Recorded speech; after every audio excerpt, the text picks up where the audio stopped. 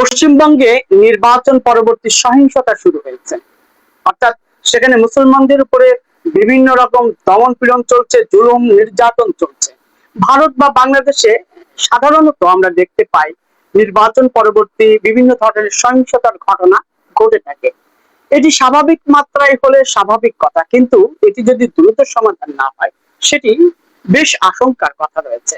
অর্থাৎ পশ্চিমবঙ্গের সরকার খুব দ্রুত এই সংকটের সমাধান করবেন, এটি আমরা প্রত্যাশা করি।